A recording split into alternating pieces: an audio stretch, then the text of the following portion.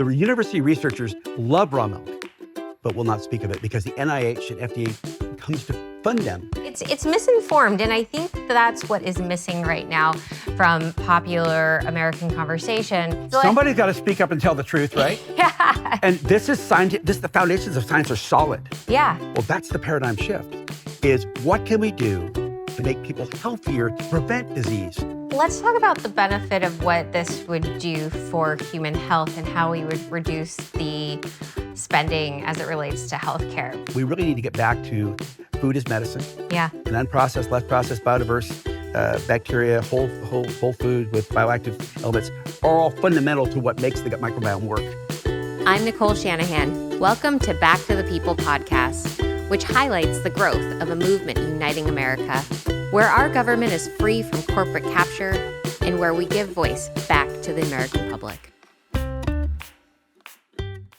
So I was sitting around an autism conference at Tufts and listening to the scientists, and the gut microbiome kept coming up in all of the studies, how important it is and how children with autism have depleted microbiomes. And they were talking about data that they were seeing, early data about stool implants. And then I learned more about the process of what a child would have to go through a full fecal transplant. Yep. And it sounded pretty brutal. You have to wipe out the existing bacteria and then consistently intake fecal matter from a different host. And I looked through it and I said, this just doesn't seem like something I'm ready to do with my child. There's got to be an alternative. And so I reached out to several other mothers in my network, and raw milk has come up over and over again. And I've chatted with moms who would drive hours and hours to get a few gallons of raw milk to bring home. Right. And one mother in particular has a teenage son now who was nonverbal when he was my daughter's age, and now as a teenager, fully verbal and doing really well, really thriving. Yeah. And she attributes it to restoring his gut microbiome and has felt that raw milk has been a really big part of that. We have been blessed by 25 years of hearing feedback like that, one after another, just going unbelievable. The breadth of all these testimonials coming back to us are just incredible, because the gut-brain, gut-lung axes that are working in our bodies that are basically neglected by modern medicine. The FDA doesn't acknowledge it. So we're fighting against this stream coming against us, but we have actually said, we're not going to fight against the stream. We're going to go with the stream. We're going to go with the consumers. We're going to go with the consumers, build safe raw milk, and feed people. Ignore the loud voices against us. And in doing so, I'm very privileged to announce that we have built one hell of a market in California. 550 stores and overtaking pasteurized like you can't believe. And you're the largest. There's only 4, I understand. We're the largest in the world. And you're one of the largest in the world. But here in California, you're definitely the largest. We're about 95% market share. Wow. Wow, I didn't realize it was that high. We're here sitting in at the state. 85,000 gallons of milk a week, and we're short. Oh my goodness. The biggest anybody that's competing would be just a few thousand gallons a week. Yeah. So we are definitely, but that's because my son is a great manager and we work really, really hard as a team. Mm-hmm. And we have incredible amount of people that want the product. It's a sucking sound. It's this demand that requires this product because people have to have it because it does the things we're talking about. Yeah. And I it's not the probiotics. It's not each individual thing. It's all of the things. It's the wholeness of it. It's a symphony. It's a symphony. Thank you. It is a symphony of life. I mean, let's list out some of the things that are working together. Proteins and their accompanying enzymes, which are functional. That's all destroyed in pasteurization. All the enzymes themselves are destroyed in pasteurization. Lipase, proteases, peptidases, all the lactase, bacteria that create lactase are destroyed. Sugars. Lactase sugar itself is incredible probiotic. Prebiotic that feeds the probiotics. So prebiotic is the food that feeds the probiotics. And the postbiotics all the things made when the bacteria consume the food and create the after products, bacterial poop, are incredible metabolites. They're building blocks for other things. It is a symphony, like you said, of life. It is the first food of life. Yeah. Think about it. Baby's born, okay, through the vaginal canal, comes out, birth canal. Mm-hmm. And it doesn't have an immune system, not much. Mm-hmm. The umbilical cord is cut. What happens? The baby's latched on the mother's breast and nurses. It gets colostrum. Within a day or two, that becomes milk. And that's all it gets for 6 months in nature. Yeah. And what does it do? It creates the immune system in the gut. It develops the beginning of the entire microbiome. The diversity of bacteria comes from mom, and the skin of the mom, and kisses from dad, and the entire environment of where that baby is. Mm-hmm. And then from that, you develop the formative beginnings of the immune system. 80% of the immune system is the gut microbiome. And that's completely ignored by current medical establishment and regulators. And we fight against that all the time. What do you say to people who say, well, cow milk is for baby cows, not for humans? I love this question. How do you respond? I say, you know what, guys? For 15,000 years, mankind has depended on goats, sheep, horses, camels, donkeys, reindeer. Yeah. So we didn't starve. And we've forgotten that in the last 80 years. We just go to the store and find it there. Mm-hmm. But if we had another mammal, we had some rain and some sunshine and some grass, we could eat today. We didn't have to hunt, fish, and we weren't starved. In fact, the medical archaeologists that looked into the research realized that milk was probably one of the greatest things that became a very, very resilient food for us. Mm-hmm. It could adapt all year long. And old milk became cheese. Mm-hmm. So it was, and you could eat the offspring of the animal, right? You could kill the offspring and have meat. So it was a way to have a portable food source for 15,000 years or longer. That's the recorded knowledge we have. So people say, oh, raw milk's for baby calves. You're absolutely right. And shared with humans and goats, cows, sheep, and all the other mammals as well, because we co-evolved with them. Mm-hmm. And our biology, our microbiomes are so well closely matched. In Switzerland, the cows were underneath, and the people were upstairs in their houses. That's how closely communicating they were. Right. And it's been that way in the Maasai with in Africa. Yeah. And they have lactose intolerance in America, but in Africa they thrive. In China, out of Mongolia, lactose intolerance like crazy in China, but no, not in Mongolia where they're drinking horse milk. And yak's milk. And yak's milk. Mm-hmm. Raw milk is food for everybody. Mm-hmm. And I think that pasteurization actually is racist. Interesting. You've got something wrong with you because you're not white enough. Think about that for a minute. I've heard that said. I say raw milk is for everybody. And so I have not met anybody that can't have an acclimation to raw milk because it brings its own microbiome with it. Raw milk is a complete food. Well, and in a time in history where our gut microbiomes are so wiped out, if you go and you see a doctor with GI issues, the first thing the doctor will suggest is a series of probiotics. But the reality is that these probiotics are being created through a manufacturing process. Yeah. They're being propagated, fed sugars often, or food stocks to propagate the right kind of bacteria. The right limited. It's usually like 4 or 5 different kinds of bacteria, and they try to put it into a pill, and and you ingest that pill, and who knows how much of it actually goes to live on in your gut productively, because it has to somehow incorporate properly into your GI system. And I feel like one of the things we're missing is focusing on bionutrients as they were structured by nature, because it is really the combination of, it's the whole that allows it to properly become symbiotic within our body. 100%. And bacteria of them by themselves will starve in your gut. Mm-hmm. They'll get killed off in your acidic juices of your stomach, and they'll get it down in the gut. What's there to eat? There's nothing to eat. Yeah. And there's no place to occupy because it's already pre-established. The bacteria there, they don't want the new ones. I've heard PhDs said they have like sandbag machine gun nests and say, anything comes by, you can't have my place, I was here first. Right. So what you have to do is saturate the gut with the bacteria and the food that feed the bacteria. Mm-hmm. You have to have the bacteria and their food. And you don't get a chance, you get a choice. You literally saturate it for months on time, and then you get a recolonization of the gut with the beneficials. And you get this wonderful microbiome that actually starts to evolve, and less inflammation and all kinds of other things start to happen. But when you have leaky gut syndrome, and everything that's supposed to be in the gut is in your bloodstream because it's going through and causing all kinds of allergy. And you're missing the mucosal lining, which in so many people is missing because of antibiotics and because of other things going on, GMOs, God knows what, Roundup. You're not able to digest things properly and actually keep things in the alimentary canal. It's getting in your bloodstream. So you're absolutely right. The microbiome is where it's at in terms of 80% of medicine. Yeah. Your immune system, 80% of it. Chronic inflammation is driving chronic disease.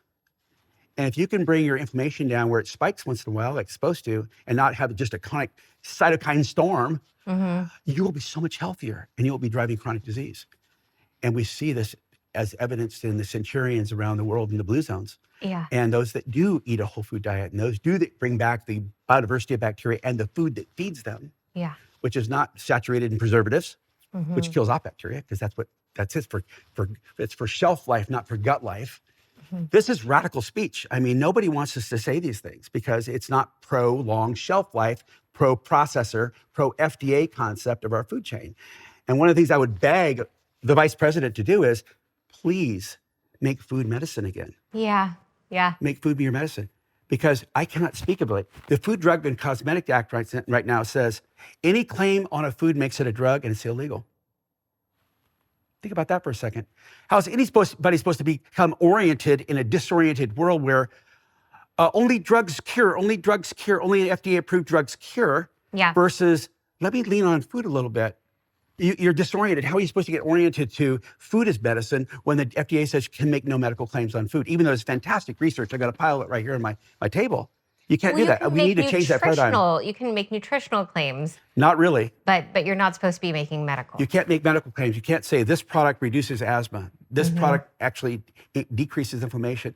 You can make very basic structure function claims, but you can't get into the medicine of the why. That raw whey protein actually stabilizes mast cells and inhibits histamines. Why certain things happen. Those kinds of things reach on medical claims.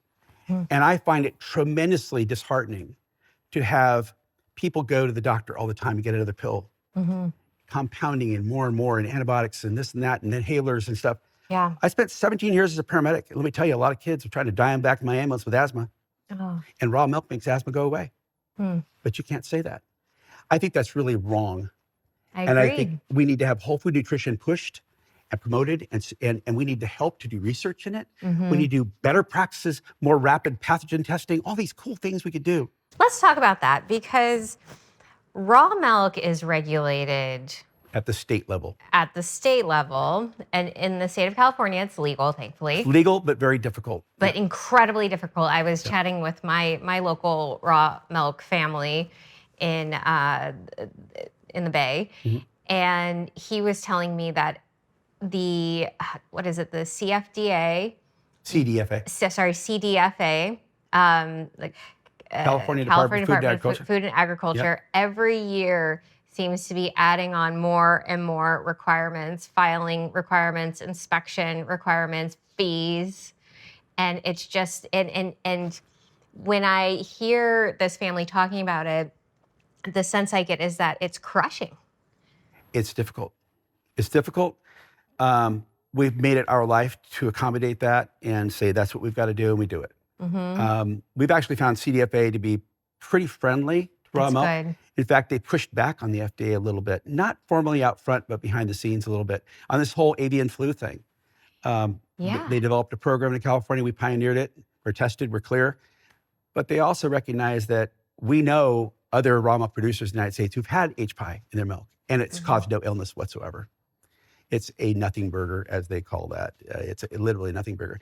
You got to remember, there's viruses in milk. There's always been viruses in milk. There's a virome, like biome for bacteria. There's a virome.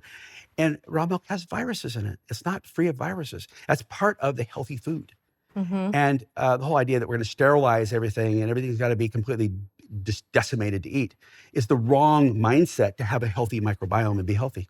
It's really interesting you say that. In fact, I was recently reading about prior to, it was actually not that long ago. It was in the 1900s, the early 1900s, that there was a debate about whether a woman's womb was sterile. And the previous scientific understanding was that there was no bacteria in a woman's womb. And in fact, a fetus, in order for it to grow successfully, cannot have exposure to any viruses or bacteria. So therefore, the womb must be a sterile environment. And I remember reading about this and thinking to myself, how very sexist this all is to think that, in order for human life to exist inside of a woman, that one part of the woman must not have any bacteria. And but bacteria is everywhere else and seems to be fine except for that one place within a woman. And so this, we live in a world that's very anti-microbes, or that all Antibacterial, yeah. microbes and viruses should all be eliminated. These are pathogens. They are devastating. We must sterilize our environments because life can only exist in a sterile environment. Do you know the first form of life on Earth was the archaeobacteria? The archaeobacteria, count your a million years, go back, I don't know the numbers, it's a hell of a long time ago. Yeah. The first form of life, and when we go to other planets, we look for bacteria. And Sign of life. Thank you. Yeah. Exactly right. The sign of life is those things that will support bacterial life. We don't look for monkeys hanging off trees, look for bacteria. Well, bacteria were the first forms of life on Earth, and they are still in our gut today. Archaeobacteria is in our gut today. Yeah. And so we are genomically, in 2002, that was 22 years ago, the Department of Energy, along with the Navy and some other people, tried to figure out what the Human Genome Project was. Yeah. And it was announced to Congress, well, we found it, but it's not what you think.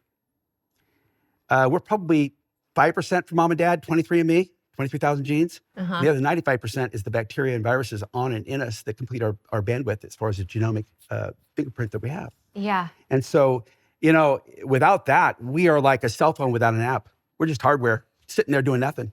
And so the software that runs us is literally the biome, the bacterial bandwidth of all the biodiversity, which shares their genetic information at the cellular level. And this is completely new to modern medicine per se, because they taught get rid of bacteria, it shouldn't be in your body. When it absolutely has to be there, or you become an autonomic a mess, right? An autoimmune mess. Autoimmune diseases are defined by the loss of that bandwidth. Yeah. Start attacking yourself when we get too clean. So we really do need to start educating the physicians on the best studies we have, because they were studying literally what would happen on a nuclear submarine with the sailor standing by a nuclear reactor. And what's the genomic effect on his body by that? And they studied and found there was millions of codes in our body, not just 23,000 from mom and dad. And there was the rest of it that completed our biome. And so we really need to bring this into our modern psyche. The best scientists are already there. They're way ahead of us. Yeah. But I tell you what, the reality of where we are in our food systems and our politics and our regulation is so far from that, it's not even funny. Yeah, it's really quite sad. It's interesting. There's a few things that can get you very canceled right now as a politician, and supporting raw milk is one of them. Sure. Which has been my experience. I've been publicly a proponent of raw milk, and the amount of attacks and the viciousness of those attacks have been extraordinary and confusing as well. You would think that we could talk about the benefits of raw milk in an open environment, especially when it's legal.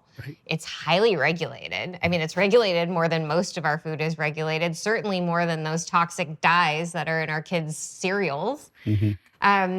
But raw milk really seems to be a trigger for a lot of people to... I don't know what it is to claim that you're anti-science. Yeah, if you could help me navigate that. I could help you because let's say you're making a speech in front of 150, 200, 500, 2,000 people, whatever it is, and you got this coming at you. Yeah. How do you respond to it? Let me tell you a little story. 1893. People are dying left and right from raw milk in downtown Philadelphia, New York, Boston, England, St. Petersburg, Russia. Same kind of thing was going on. People are bringing their cows into the cities They were taking on new things, becoming shoemakers and doctors and lawyers in the cities in 1893. But they didn't have anything to eat, and the water quality was terrible. And it was a filthy, disgusting place with typhoid fever and all kinds of tuberculosis and brucellosis, and people died from it. It was horrible. People were not dying from the milk out of the farm, where the clean water, sunshine, and grass was fine. So it was a set of conditions in a specific time. So everybody listen to what I'm saying here, that in 1893, two things happened. Strauss suggested using parboiling, which was early pasteurization. Just cook the heck out of that, fewer people will die. True, it did. Fewer people died when they cooked the heck out of the milk. But another guy by the name of Mr. Coit, Henry Coit, established the American Association of Medical Milk Commissions. Physicians that would go out and look at dairies, audit them, and make sure they had very clean, pristine conditions. The milk was chilled, the cows were healthy, and that milk was called the certified raw milk.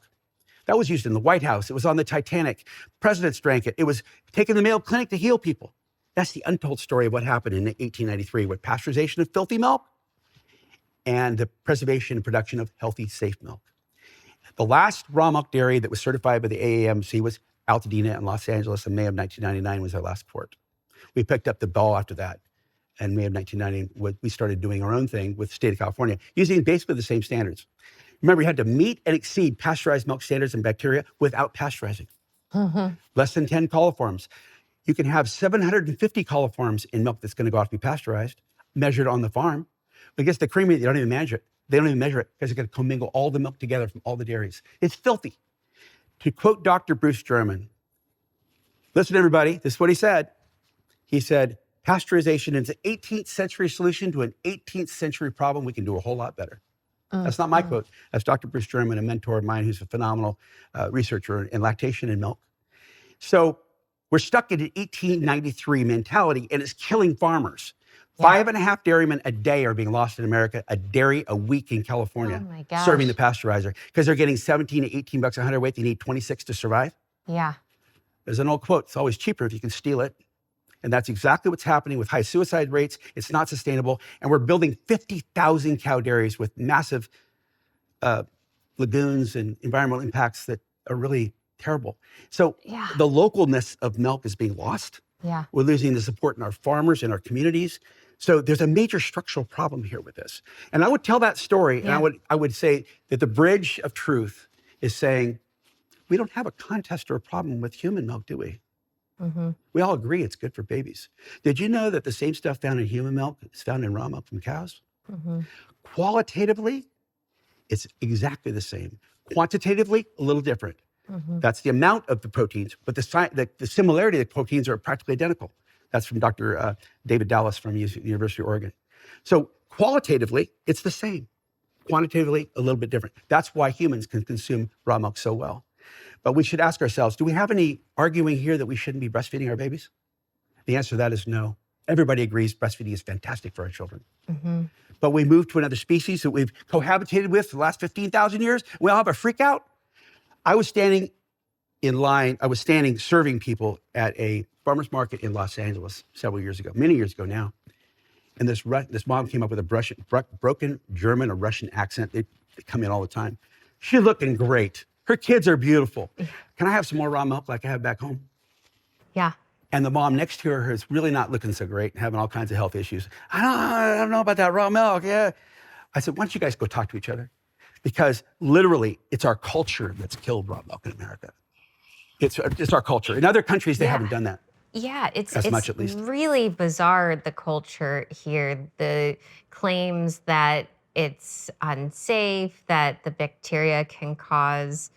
It's true. I mean, in unsanitary conditions, raw milk is not a good idea. No. But we are living in a time in which raw milk is so significantly regulated. The testing capacity is very accurate. It's scalable. We have to take it down to a boring conversation about standards.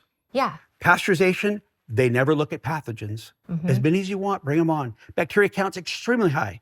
We're not talking about that kind of milk. We're not talking about ever commingling milk between 50 different dairies in one big tank and never worrying about pathogens, Listeria, E. coli, Salmonella. Bring it on, who cares? Because we're gonna cook it. Yeah. We're talking about milk that comes from one dairy, one farmer, who takes incredible amount of work to do a great job of never having pathogens, Yep. having very, very low bacteria counts, and everything clean and delicious and never killing anything. So you have to really divide this out and have the two standards discussed separately. Now, I would totally agree, and I agree now with the FDA, that milk intended for pasteurization must be pasteurized. Totally agree. We're talking It's about unsuitable. It's not to be produced for consumed. intended. Yeah, it's not produced in the same standards required for it to be. Not even close. Not even close. Not even in the same ballpark or county. It's a different place. So pasteurization really has had this unintended effect of mass producing terrible standards as well. It's also the most allergenic food in America. Go to the FDA website, number 1. Wow. If you have asthma, don't even get near pasteurized milk. It'll trigger it. Mm-hmm. So you have this major problem with pasteurization being highly allergenic, not bioavailable because it's dead. Mm-hmm. The bioactives are gone. They're toast. They're cooked. It's also hard to digest. Right, because you're just getting mostly casein. You're getting casein, you're getting sugar, and you're not getting the accompanying enzymes that go with them. Mm-hmm. So you hear more than anything, 3 things from people that drink raw milk. Non-allergenic. Well, the first thing they say is it's delicious. The first thing they say it is so much it's better delicious. tasting. Delicious. And then they say, oh, it doesn't trigger allergies, and oh, it's so easy to digest. The 3 things we hear all the time. So yeah, standards. And when you say raw milk can kill you, say, I agree with you. If you're talking about raw milk intended for pasteurization, I agree with you 100%. Your passion is well-founded. Mm-hmm. You agree with them. But we're not talking about that kind of milk. Have you ever tasted delicious, clean raw milk? Boy, that shuts it down like that. And we all have consensus we should be breastfeeding our children. It's fantastic for the gut microbiome. Don't you think people in the rest of their lives deserve a strong microbiome so we don't get hit with COVID like we did last time? Yeah. Because it's adaptive and resilient. Yep. There's 15 things found in raw milk that are very highly antiviral. Yeah. So that's the discussion. And eggs too, pasture-raised eggs, like really clean pasture-raised eggs have been shown to help people fight COVID-19, long COVID effects and spike protein issues. It's pretty amazing to me what happens when we put good bioavailable nutrients and microbes and enzymes into our body, because supplementation doesn't get you there. No. And as much as we try to supplement our way back to health, it just doesn't work that well or that efficiently. Supplements will work a lot better if they go into a microbiome in a gut that's actually bioactive, that has those wonderful things that are actually interacting and growing and breathing and doing their things. Because in an environment, I'm not going to use the word sterile, but in an environment that's been denuded, it's inflamed, it's missing its biodiversity, it's missing its food for sure, packed filled with all the niches of all the GMOs and preservatives and Roundup residues, God knows what's down there. It doesn't do well. So you really, really need to have whole food nutrition and the diversity of bacteria, and you get a resilient, adaptive immune system. That's the bacteria, that's the virus coming to you from next year, not the one they're getting a vaccination from last year. It doesn't work. Yeah. We're talking about protecting against the future. That's why people that drink raw milk rarely get the flu. How did you decide to do this with your life? This is no small undertaking. No. And it wasn't handed to you. You had to start from pretty much nothing. Well, I spent 17 years as a paramedic, and I've got my pre-med taken care of. My wife's got her master's in nursing, labor and delivery, delivering babies. And in 17 years, I saw about 16,000 paramedic calls. I saw the best and the worst of humanity. 2, 3 o'clock in the morning, delivered lots of babies, lots of CPR, gunshots, you name it. Every kind of wreck known to man. Call 911, you got me. And in that, I got a very good introduction to humanity. Compassion, need.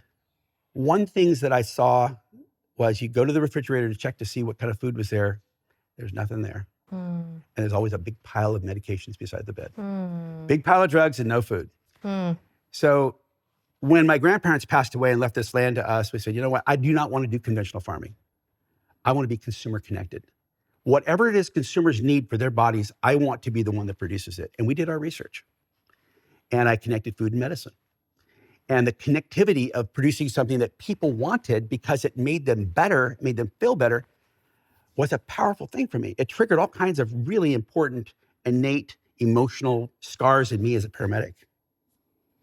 And wow. So this was part of your own very healing. Absolutely. Goodness. I'm near tears. It's really that deep. Yeah. But it's a passionate place where it's beautiful. Yeah. It's extremely rewarding. I have to say there's been something to also running for vice president with Bobby Kennedy and feeling very much like we're on the right side of history. There's so much pain in this country right now. There The is. piles of medication and the empty refrigerators and kitchens. What a vision. That's something you saw all the time. And what food you did see was highly preserved, highly processed, sugar-based, all the things you would never want to have in a gut microbiome with this ton of pharmaceutical drugs. Yeah. And this person's trying to check out, asthma, COPD, insulin shock, whatever it was we were dealing with. And we were there acutely to not have them die today. Yeah. Well, in my life now, I'm preventing those diseases from ever happening in their lives or postponing it and creating health and well-being. And that's an incredibly rewarding place to be. And I feel so filled with purpose with that. It's beautiful. And so you picked raw milk. No, it picked me.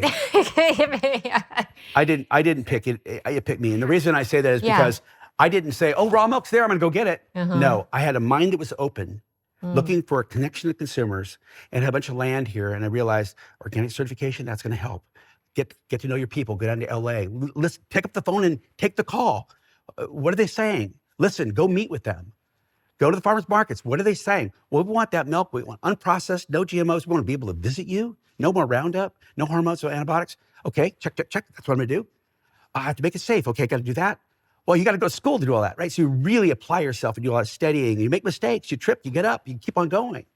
And so it was the same passion that I had when a terrible paramedic call. It's like, get up and get it going. Somebody relies on you. You never give up. And so it was very seminal in 1996 and 97, 98 to do that.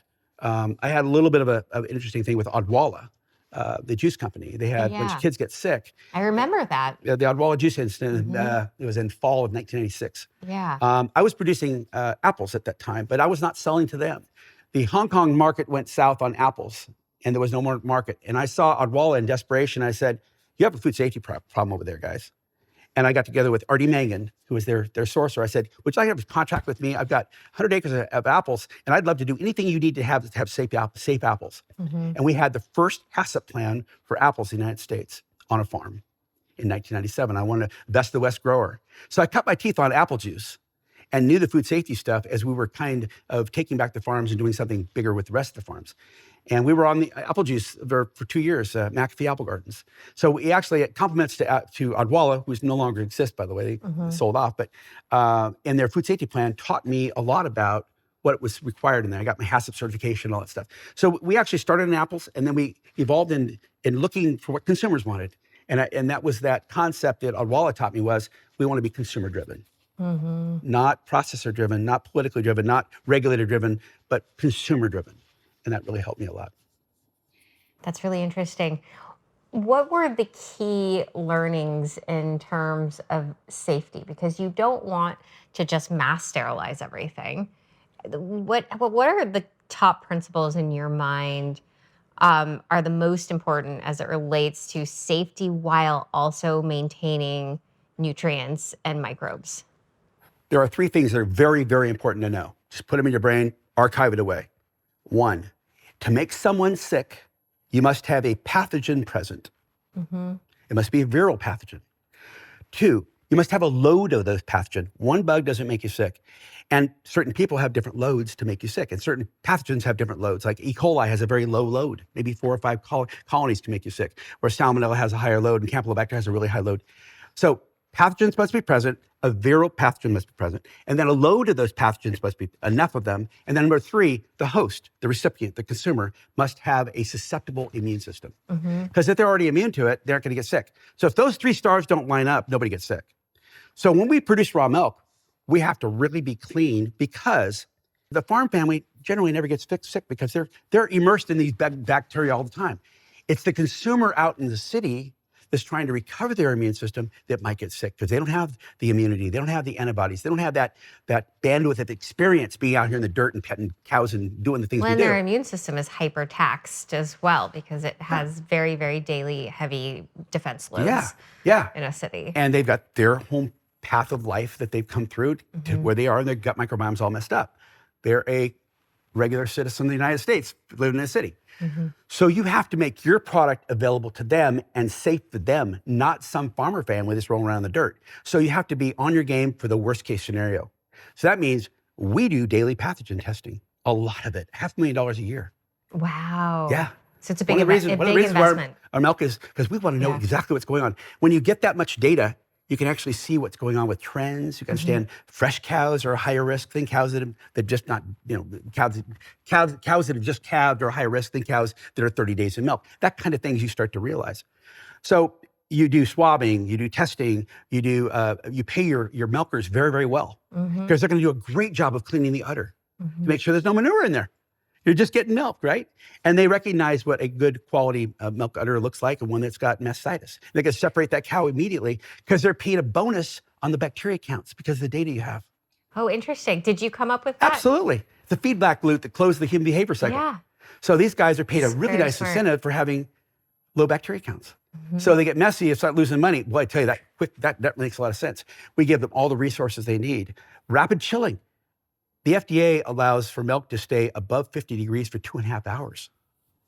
Our milk is below 36 degrees in 2 minutes. How do you do that? Rapid chilling, different technology. Interesting. Now, that doesn't mean that other farmers don't do that. Some do.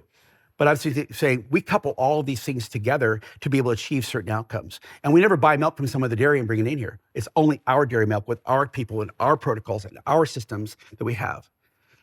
I went down an A1 versus A2 hole a long time ago and read those papers and spent time looking at the different mutations that happened when those first dairy cows made it over to the United States from England and started chomping on buffalo grasses. Well, I'm not a huge supporter of the A2 thing. The reason is why. Okay. The A2 Corporation started in New Zealand many, many years ago. Been bankrupt twice. All their medical claims have been completely debunked because it's ultra high temperature pasteurized. It's not the proteins coming out of the cow. It's ultra high temperature pasteurized. When you ultra high temperature pasteurize milk, the proteins are a car wreck.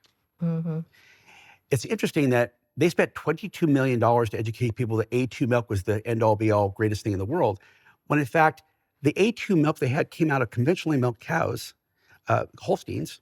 They weren't heritage breeds. They were Holstein cows that they'd simply tested the individual cows and only got A2. But it didn't work the way they said it worked. It didn't cause less lactose intolerance. It didn't cause maldigestion and this, that, and the other thing. Now, there may be people that claim that's fine. The science doesn't show that. The experience of the people doesn't show that. I had a very cute little thing that happened up in Oregon. This gal says, I'm so proud of myself. I have a raw milk dairy with 5 cows. They're all A2. Have you tested them? No, the farmer said they were A2. Okay. The next year I said, have you tested those cows yet? He goes, I'm going to test them. She tested them. They were not A2. Oh. But all the people reported how fantastic the raw milk was. The bottom line is mammals have A1 and A2 combined together. There's a reason why A1's there. A1 has got the casomorphins. You ever heard of milk coma, the baby going to sleep, marriage savers? Nurse the baby, it goes to sleep. Right. Pain relief, bye-bye, night-night. Yeah. That's what the A1 is for. When you have A2, you don't have that. So it's interesting that in the raw form, fine, knock yourself out. A1, A2, go for it. It's raw, it's got all this bioactives, great. It's just a cow milk. But it's interesting to note that it's missing the A1 component. Human breast milk has A1 and A2 together. Does it? I didn't All realize cows that. have A1 and A2 together. You can go select certain cows out of a set of cows and get only the A2s, but the breeds all have A1 and A2. Dr. David Dallas did a huge exhaustive research on this at the University of Oregon, and he found that basically it's a nothing burger. Yeah, there's a difference, but who cares? Because it's processed. Right. So at the end of the day, as long as you have the milk representing live cultures, you will be able to digest it better no matter what. You not only have the probiotic diversity of bacteria like lactobacillus, bifidobacteria, colonies of bacteria that make lactase for you in your gut. So you're consuming lactose sugar and the bacteria that make lactase for you. So you have the lactase and the lactose coming into your body. It's ready to break down.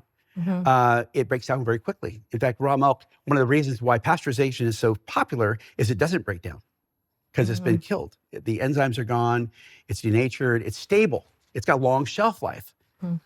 But long shelf life foods don't do well in your gut. You want something that breaks down now. Fresh things break down now. They're bioavailable, they break down, they catalyze, they quick to break down, and they're bioavailable. Right. So raw milk is ready to digest quickly, bioavailable, bioactive. Bioactives are a huge thing that nobody wants to talk about, but it's all so important. Because remember, those big processing company wants to take those bioactives out of milk to make a new pill, potion, or something that's patented to make money. Mm-hmm. But then they say, oh, there's nothing good in raw milk. Why are you taking all these things out of raw milk to make a new pill or potion? Mm-hmm. And you can't do it because it's heat sensitive. So they're trying to take out raw milk bioactives without destroying all the bioactives by heating it. So they have to do really intensive extraction technologies, which are very expensive and don't work very well. See, I think this is why sitting down and having these conversations is so important, because if our species is going to evolve, we're going to have these conversations. We're not going to be able to evolve if someone just holds tight to one view or another view, but is willing to evolve it with new information and evidence. I was, stuck on A2 for so long, but it was still pasteurized. And I started drinking raw milk and without asking the question whether or not it was A1 or A2, but the benefits were so much more significant.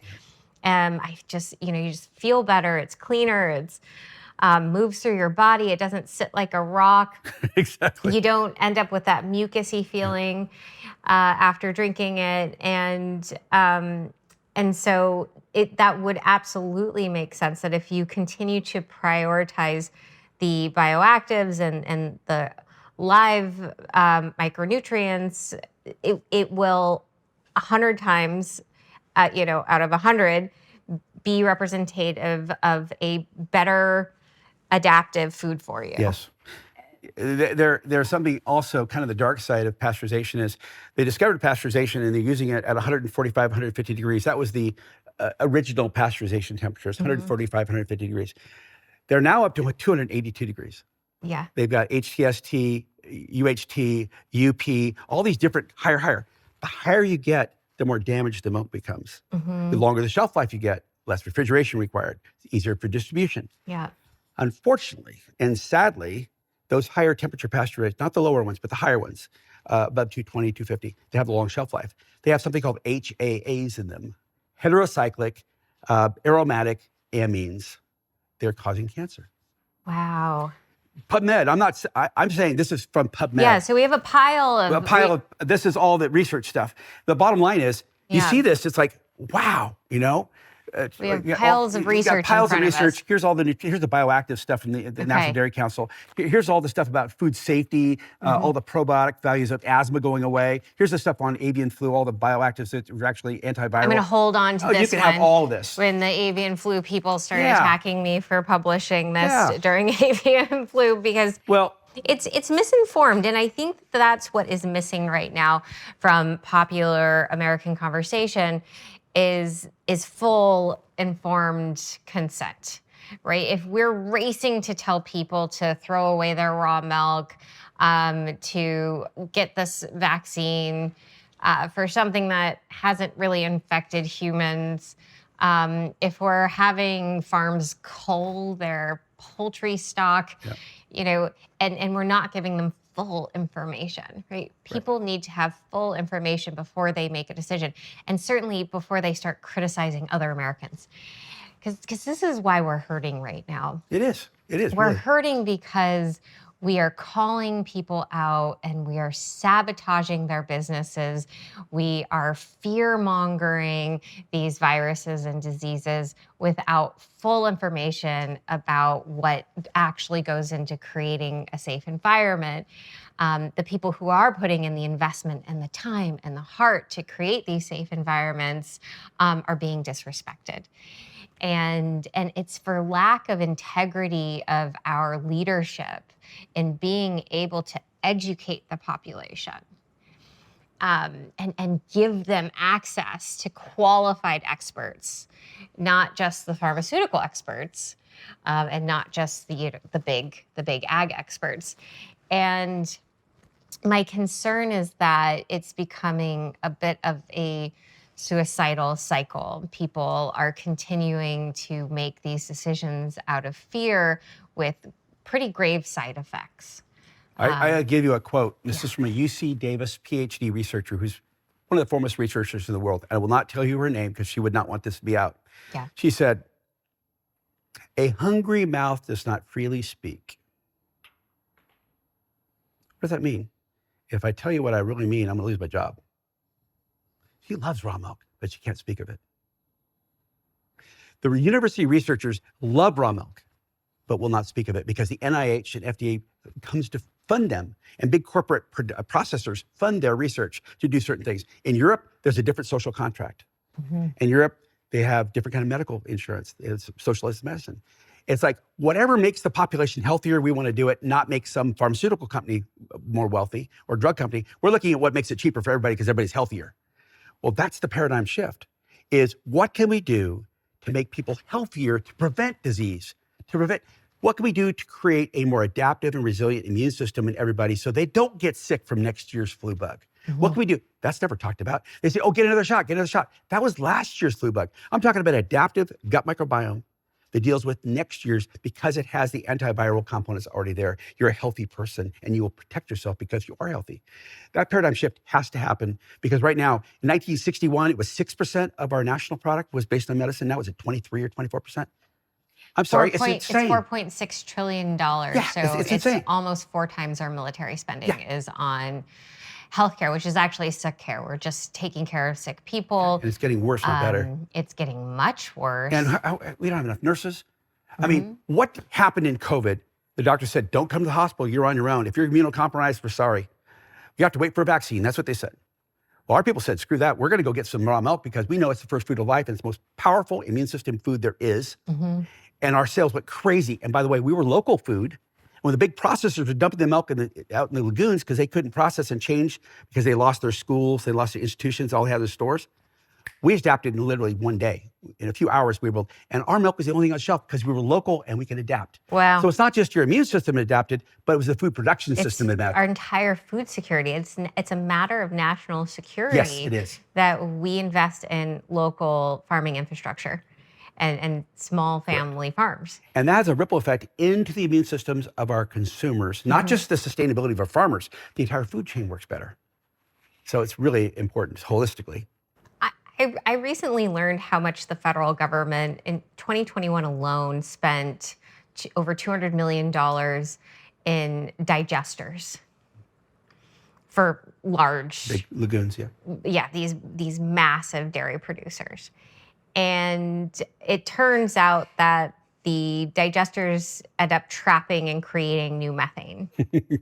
They make a lot of methane, all right. They make an enormous amount of methane, and then the fertilizer is useful. The end product is useful, but the process that goes into it ends up negating some of their overall climate goals that they thought that they were funding with a huge sum of money. $200 million in 1 year alone is no small budget. Well, what could we do with that money instead? I think that I need to speak from my hat that I'm the vice president of the California Dairy Campaign. I was elected by pasteurized guys to speak for them because I knew how to help them as a brother at the table that feeds all humanity, right? Yeah.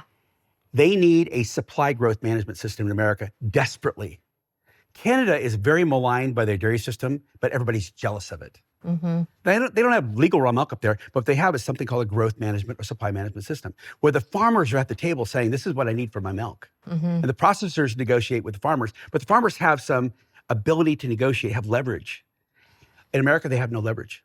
We're losing dairymen 5.5 dairies a day, like I said, a dairy a week in California, because we're being underpaid for the milk we produce. If we had a growth management system where the farmers could sit at the table and have what they need presented to the processors and they negotiated something fair that gave the farmers a small profit, then we wouldn't have this loss of dairymen all over the place. We wouldn't have massive consolidation. But with the dairymen completely disempowered, we have a disaster. And I guarantee you, we're losing 10% of the dairies every year. We're gonna lose another 2,000 this year. We're down to 23,000 dairies right now. We had hundreds of thousands of dairies just 30 years ago. So we're massive dairies, the same 9.4 million cows, but fewer and fewer dairies. In 10 years, you're going to see 8 to 9,000 dairies in America. How does this structure work? There's a dairyman group that presents needs related to infrastructure. Correct. And what are some of those? The Canadian model is basically this. The dairymen have a collective that says, processors, we love you, but we're going to make it fair with you. And the processors come to them and they say, what do you need for your milk? and they have to pay them for the milk price, and they get a profit, and the farms are thriving. They're painted farms. They have good genetics. They're not consolidating the massive operations. They've got 500 cow dairies that are doing great, and the milk is local. It goes just a few miles to the local processor, and the processors are thriving because they have a reliable source. They're not folding up dairies. So it's a very sustainable system where the farmers are empowered. And the processors do quite They well. do well too. And, Yes, they do. there's many locations, whereas Yes. in the United States, we have very, very few processors. It's all consolidated, Exactly. which means that getting the milk to the processing facility is harder and harder if you're a small, mid-sized grower. And more diesel. And diesel, yeah. And you also have these big, huge environmental footprints. We're talking about digesters. We have 25,000 cows in one place. Let me tell you, that's a lot of manure. And they'll probably get a lot of money for a big digester. And that gives them even more incentive to make more manure because they make money on the digester. So the bottom line is, do we want local milk and low carbon footprint pressure? Or do we want to have remote milk with long, big carbon footprint? And do we want to have massive amounts of lagoons and all these big things, environmental wastelands? They're so detached from consumers with very high temperature pasteurization. So it's a different concept of get bigger, get out versus get local and thrive, right? So if the government was going to invest $200 million, it would probably make more sense to invest in processing facilities, local processing facilities, versus going out there and trying to just support these big dairy production facilities with digesters that create more methane and that increase carbon footprint because now growers have to transport longer distances. So why is the United States failing to see the need for infrastructure? The dairy voices are not heard. The processors' voices are heard, but the dairy voices are not. The dairy voices are saying, we need an equitable price for our milk. That voice gets stranded out by the processors that say, oh, we need it cheaper. We need it cheaper. We need to keep the cost down. So you need to have the dairy voice at the table. That's number one. If you have the dairy voice at the table and they were being paid equitably, then they could sustain themselves and they do quite well. And I think that there's a balanced approach where we need more local processing capacity, no question about that, on the pasteurized side for sure. But we also need to have equitable payment for the milk. And it's like, where is the equitability in payment? You know, the Farm Bill is packed solid with a bunch of handouts to big processors. The billions of dollars being given to farmers, and they still go out of business because it's not paying for the cost of their goods sold. It's paying for some urgent crying voice that will just satisfy them by giving $1 billion to them. It's like a welfare program to farmers versus a help you step up and take care of yourself program, which would be cost zero. A growth management program would cost $0 to anyone. In Canada, it doesn't cost anybody anything just to pay the farmers equitably. It's a few cents per gallon. It's nothing. So equitability of payment is a really important thing. It's called growth management. It gets beat up all the time. There's always somebody trying to pass it in Congress, and big processors go in there and pay them off and suppress the conversation. But it's killing farmers. Literally, Literally. Suicide rates, it's insane. It's insane. Let's talk about the benefit of what this would do for human health and how we would reduce the spending as it relates to healthcare. Just an estimate. How much do you think we can save in healthcare spend if 50% more Americans can access good quality raw milk? Oh my gosh. That's a dreamscape. That's a beautiful thing. It really is. Wow. I've never had anybody ask a question before. It would change the world because you would not have allergies. You wouldn't have 13 children a day dying from asthma right now. 13 children every day. Wow. Who's counting those numbers? You'd have sustainable farmers. You'd have hope and excitement about the next generation wanting to be farmers instead of leaving the farm. Most farms die because mom and dad are just worn out, no more money, and they're being underpaid. The kids are gone. They die off. The farm is sold.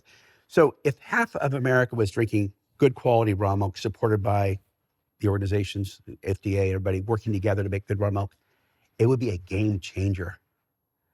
It would be phenomenally important in terms of prevention of death from all the flu viruses every year. 25,000 people a year. Some people are going to die. You get old, you get flu, you're going to die. But I'm talking about the people that shouldn't die. People that have a chance by eating whole food. Several years ago, I worked with some food desert people here in Fresno trying to have more equitable food distribution. There are whole communities of our culture and our citizens that have no access to whole foods. Yeah. Everything is highly processed, sugar-based, highly preserved, GMO, God knows. And you expect those people to have healthy lives? I'm sorry, it's very, very hard. So I think the paradigm of saying, let's set a standard for really good quality raw milk. Let's support it.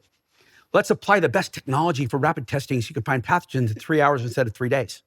We could do that. We could put man on the moon and to build a wonderful cell phone we've got today. We could do these things and promote it, encourage it, and use that $200 million to buy the technology to do rapid testing on farm. So you can have testing in 3 hours to know whether your pathogens are present or not and sell your milk to people. Wow, what a good use of $200 million. When you prevent asthma, allergies, irritable bowel syndrome, Crohn's disease, all the inflammatory processes that come from the gut, you also have to give credit to the other food groups, not just raw milk. Raw milk's the king of it and the queen, but all the other whole foods, unprocessed whole foods, which accompany the good microbiome. The strawberries, the meat, the vegetables, the fruit, all those other things that work on the plate together, that don't have preservatives and are whole and unprocessed. They are part of the championship here too. And they're farm direct, they're less processed. So that's a phenomenal, very deep thing for me. And it's so powerful to hear it from you, is because that would be transforming. You would start to see a change probably in a generation or two, because we're really in a rut right now. But you'd start seeing kids doing so much better and everybody. I think it would happen very quickly because Think so? I just see the benefit in young kids switching diets over. It's almost overnight in some kids. It does make a big difference, doesn't it? It makes a huge difference. For my kid, it's like a day-to-day difference. Yeah. And, since I've started looking at all of these things that the FDA won't take seriously, like diet, whole foods. I would make sure every prison in America had their own raw milk dairy. The outcomes and the change of behaviors because of gut brain, for those that were undernourished as children, recidivation would drop. The soil, the dirt, the sunshine, the connection with cows, the raw milk, be transforming to them. They wouldn't go back out, and so much of nourishment has to do with crime anyway. So much that comes out of the sense of fear and desperation comes from our gut. These are actual signals that we're getting. These are signals of serotonin chemistry. and dopamine are made in our gut from the gut microbiome. And if we don't have those things, we get depression, we get fear, we get anxiety. You're right. Yeah. This is, by the way, this is politically incorrect speech. What we're saying here is politically incorrect.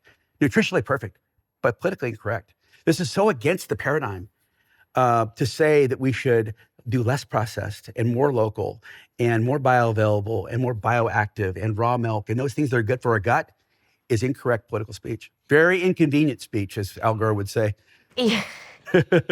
In a completely different paradigm. I think this paradigm makes a lot more sense. I think that we can fight climate change with proper cattle management and herd management. I think that we can fight diseases with providing the most bionutrient foods possible. Yes. And I think you're right. I think we can even solve many of our nation's mental health issues with dietary changes. Just thinking about bipolar alone, these studies now coming out on ketogenic diets and the impact on curing bipolar disease in certain patients. It's incredibly powerful. It is. And I think we totally untapped massive amount of new possibility and hope coming from the gut. And Hippocrates said it. He said, let food be your medicine, medicine be your food. He said, all disease begins in the gut. That was 2,500 years ago. Yeah. I mean, we've lost a lot of that since then, but we really need to get back to food as medicine. Yeah. And unprocessed, less processed, biodiverse bacteria, whole food with bioactive elements are all fundamental to what makes the gut microbiome work. Well, if I'm politically incorrect for talking about this and treating it as a truth, I think that this is our path towards healing this country. And if that makes me politically incorrect or a bad politician, then I'm fine being a bad politician. Somebody's got to speak up and tell the truth, right? Yeah. And this is science. The foundations of science are solid. Yeah. And we are the first to agree that milk out there that makes people sick absolutely should be pasteurized. We're not talking about that milk. We have consensus there. We're talking about different kind of raw milk which actually equitably pays the farmers. It's tested. It comes with the right set of conditions. It's not exploiting anybody that's working on the farm. It's a different kind of milk. But the government should never be subsidizing sick milk. And to treat that as standard in this country is so pathetic that we are saying, well, the milk quality is bad, therefore we have to pasteurize it. As the wealthiest nation on the planet, we somehow cannot produce healthy enough milk with our farm policies and our farm bill. How pathetic is that? Very. There is no excuse that we would be having to pasteurize milk because we are incapable of producing healthy milk at that scale. We are fully capable of producing You're preaching healthy. to the choir with me. I love it. Nicole, you're dead on. This is the future path to a healthier country with better decisions, better performance in every way. Unloading our healthcare system so it can actually function properly down at 5% GMP versus 26. Doing all the right things. This whole fecal transplant deal really speaks to it. Fecal transplant is so healing and so curative.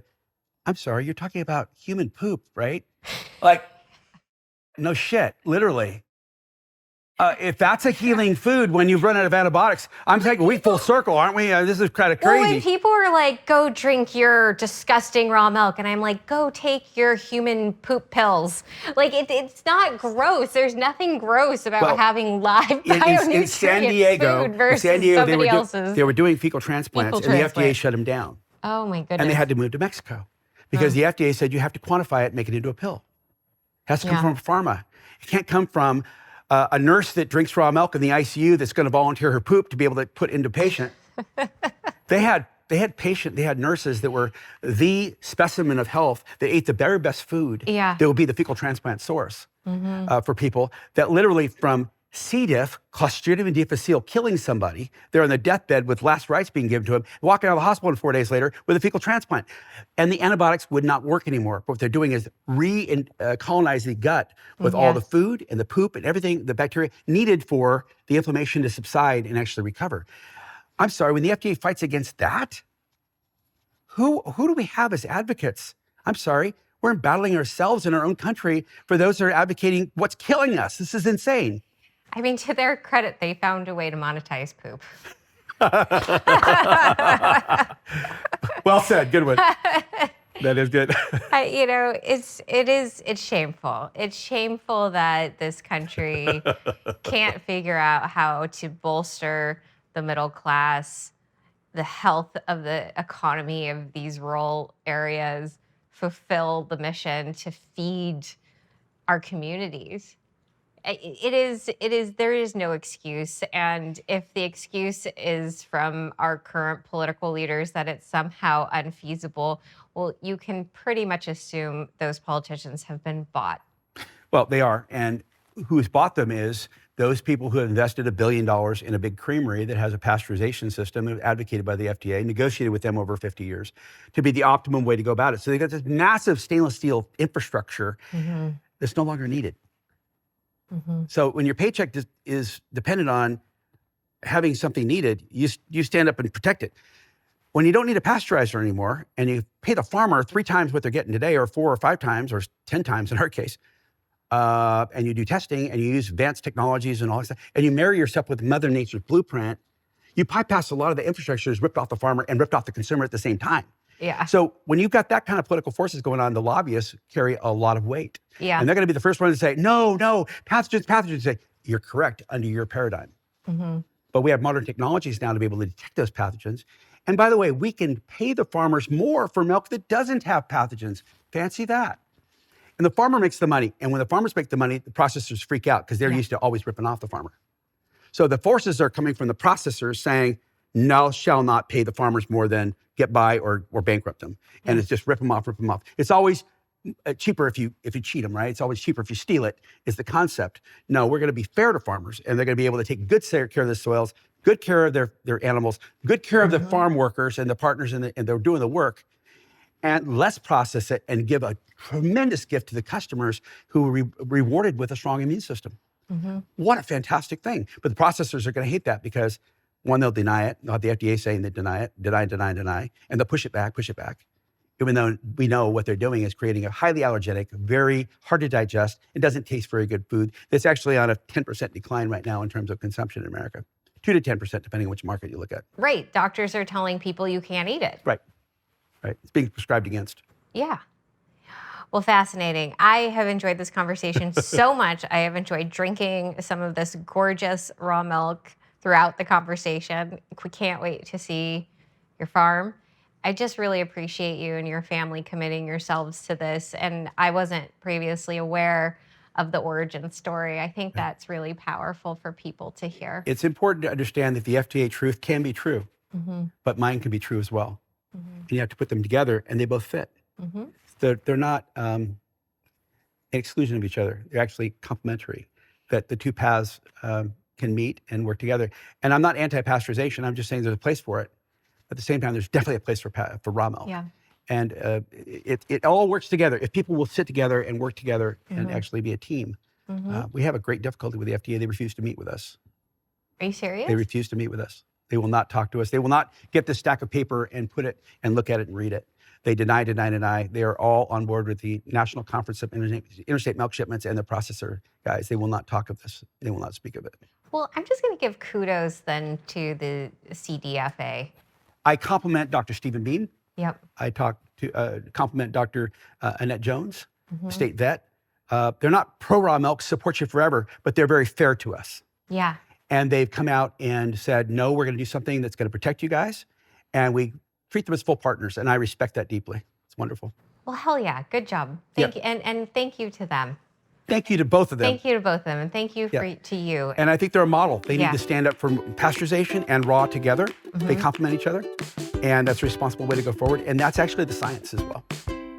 Well, certainly the science supports it. 100%.